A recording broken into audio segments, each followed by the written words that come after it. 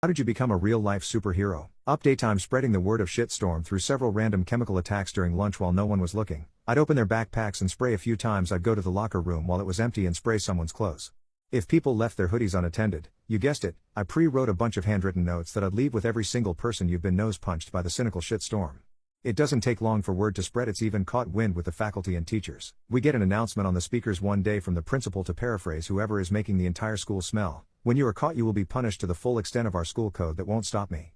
The reign of shitstorm has only begun. After that announcement, ease up on all the attacks because homecoming was on its way. Of course, it was all part of the plan. I had to put everyone at a state of ease, make them feel like the prank was over. This is just the calm before the shit storm. I knew exactly where the ventilators for the auditorium were, where the homecoming was being held during lunch the Friday before homecoming. I walked into the room with the ventilators, tied a shoelace around the doorknob, and hid an old backpack with an old Scream mask for Halloween I used years ago and a change of clothes, hoodie, jeans, old running shoes.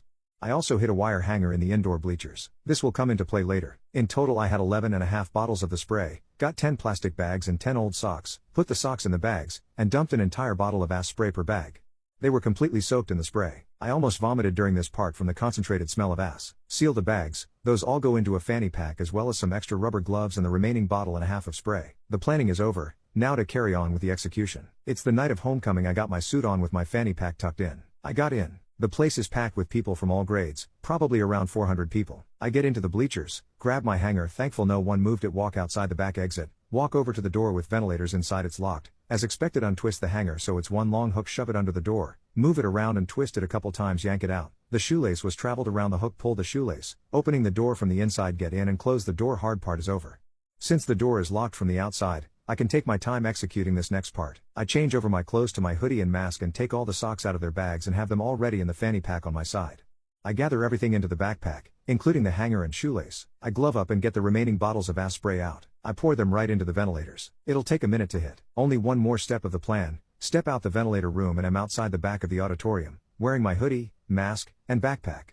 My fanny pack is open with my socks and I take a deep breath. It's time to run like hell. I charged in there like a maniac, throwing the smelly socks as I was running across the auditorium. It was a two-front attack, by air and ground, both executed by me. Everyone was scared. Seeing a guy in a hoodie and bloody Scream mask sprinting towards them would scare anyone. I wasn't so much aiming for people as I was spreading the socks to maximize stink. Although the socks were dripping wet, I'm sure people were getting sprayed by the wet socks getting tossed around. I throw my last sock and charge out of there as quick as possible. The adrenaline was real. It felt like I was in there for maybe 5 minutes. It couldn't have been longer than 20 to 30 seconds in reality.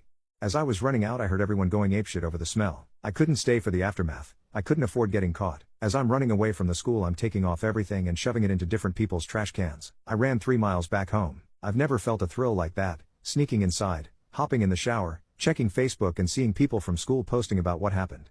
Shitstorm just ruined our homecoming. I just had to trash my suit because of shitstorm. Thank you for making homecoming interesting. Shitstorm school had to close down for a month so they could get rid of the stench. 2 weeks we had off. The other 2 we had to get portable classrooms. Apparently those ventilators also leaked into the classes. I made the school news. Someone anonymously said I ruined high school for them. I'm 99% certain it was Bryce. A year later, shitstorm was more of a vigilante at this point. I'd hit kids who I deemed deserved it. Bryce is trying to make his way up the food chain by bullying again. Sad enough, it was working. He was making girls laugh and he's socializing with all the cool kids again. This time I was going to hit home for him, literally. At this point Bryce had a car. Spoiled guy. After school I took note of the car he drove. I knew the general area he lived in but not the exact house. I rode around with my bike until I found it. Shit is about to hit the fan.